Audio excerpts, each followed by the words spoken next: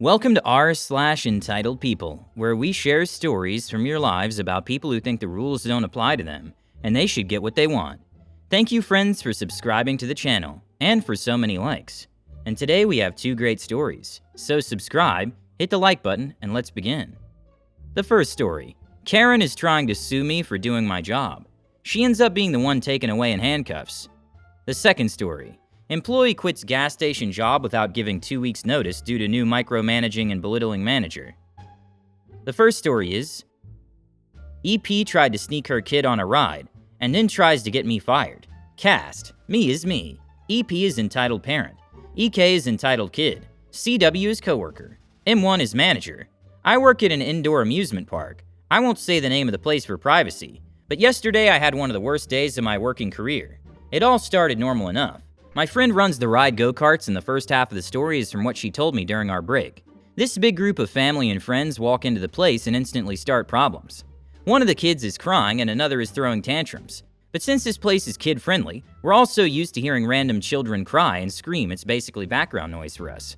But the EP walks up to CW and demands her entire group of people get on the ride at the same time. For go-karts, it's a sort of long process because in order for you to ride, you have to sign a waiver for each person riding, in case there's any injuries and the person can't sue.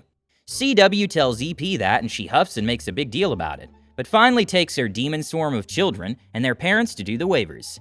They return and they try to get on, but they have to pay for each person. Keep in mind this is around 10 or so people trying to ride the track. Go-karts can fit up to 20 people because we have a decent-sized racetrack. We try to fit as many people on at a time, instead of breaking them into smaller groups, which is a bigger hassle for us.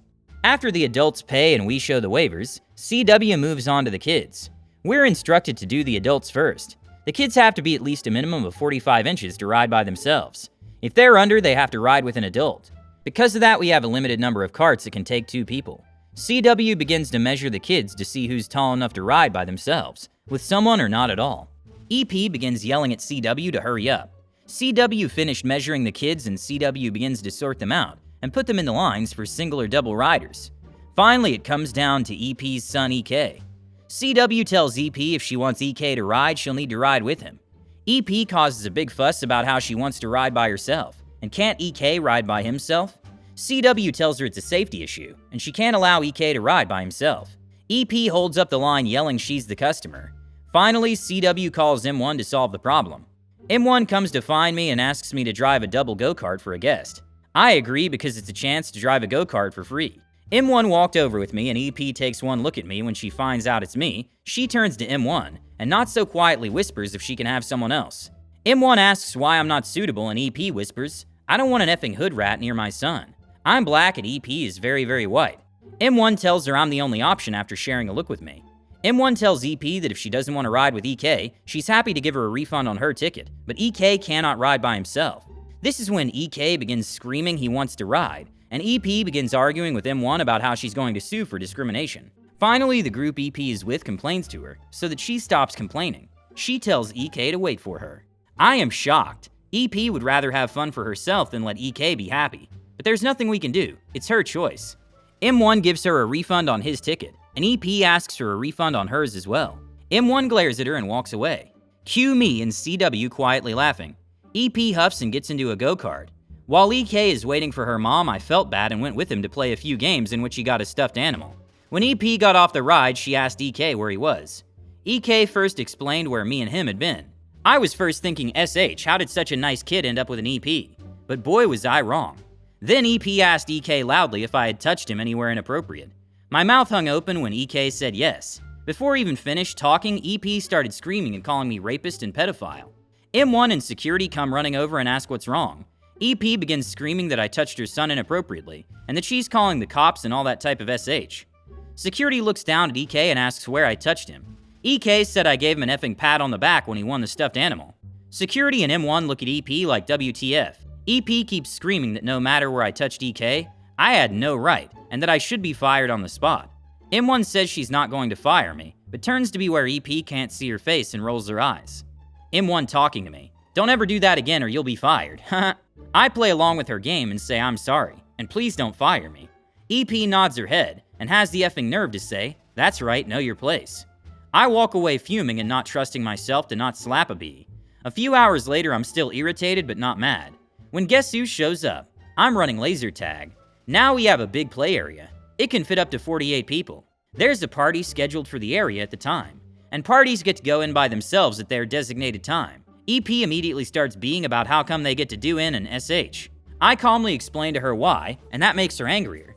What follows is basically how the conversation went. EP, how come they can go first and by themselves? Me, because they're a party and reserve the arena for one game. EP, well, I'm a party too, so we should get to go in. It's my birthday today. I checked later, it wasn't. Me, even if it was, ma'am, you still would have needed to reserve and plan your party here to reserve a game. EP, I know there's enough space, just let us go in with them. Me, ma'am, that's not my call. Honestly, it's all down to the other party. I nod towards the other party getting ready to go in. The birthday boy's about 14. He says it's okay for them to join the game, because in laser tag it's much more fun with more people. EP smirks at me and walks in. In laser tag there's a referee, which is me. I just read the rules. Make sure everyone is strapped correctly for the game and enforce the rules. I can do this by penalizing a player for not following a rule. Penalizing a player means I turn off their vest for 30 seconds, which means they can't shoot, and is basically a walking target, and deduct points. Once I start reading the rules, EP says loudly to her friend she can't understand me over my deep African accent. I've never been to Africa a day in my life and was born in the USA. I ignore and go through all the rules in boring SH. Once everyone's in the game, I keep reminding everyone no running. We have multiple story arena for laser tag, and I've seen people run and fall down a flight of stairs because they weren't looking. Now, I'm not a D. It's a play arena, so I know there's gonna be some running. I'll only penalize someone if they're running too fast. I penalize EP and EK multiple times for running too fast. Finally, EK runs so fast he hits a wall so hard it falls off. Granted, it was only held up by flimsy nails, but still. I pause the game and tell him to leave with no refund. EP comes flying at me, screaming how dare I pause the game and tell her son to leave. What she forgets is when I'm referee, my word is literally law when the game is being played. I tell her if she keeps arguing, I'll kick her out too. EP spits in my MFing face and I get peeved and kick both her and her EK out. I apologize to everyone and finish the game. I feel so bad for the birthday party that I give them another free game to play. EP comes stomping over while I'm sitting there with no guests. She has M1 in tow. She begins screaming at me for kicking her out of the game. M1 asks what happened and I tell her. EP doesn't even try to deny it. M1 picks up her walkie-talkie and calls for security.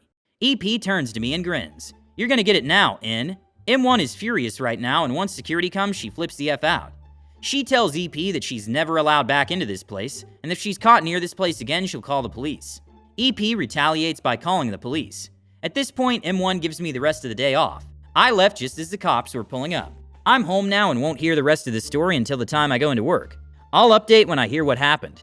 Update. I was gonna have to wait to hear what happened next time I worked, but my coworker called and told me. So what happened after I left work is only what my coworkers and friends told me what happened. A few of the details might be missed since I wasn't there, but I'll try to explain it how they told me. Apparently once the cops came in, she completely changed her demeanor and began speaking to them politely like she was a respectful citizen. Here's where it gets a bit foggy, because the officers went with M1 and EP into the security office to look at the cameras. But what I know for sure is she came out of the back office as mad as one of those Lucifer wasps. She screamed, yelled, and cried. She was rolling around on the floor in what looked like a failed dance move. My friend who recently got off the clock watched the whole thing and recorded it. EP was dragged to her feet by the officers, while her group of manager haircut Karens and their demon spawns watched far, far away. Apparently she was charged with the crimes of trespassing and disturbing the peace. After hearing that, I guess she figured out no point in trying to be reasonable now. So she started screaming how the big black boys should be arrested for molesting her child. Now the officers explained to her that during the viewing of the security footage they saw me do nothing illegal. But here's the part I like. She could also be charged with child neglect for leaving her child alone while she got on the ride. But since I was there to watch over him in a way, she could narrowly avoid that crime. She insisted that her son was traumatized and it'll never be the same, and that this will teach her to trust filthy blacks. Notice how she stopped from using a racial slur because an officer was there. They put her in handcuffs and dragged her away.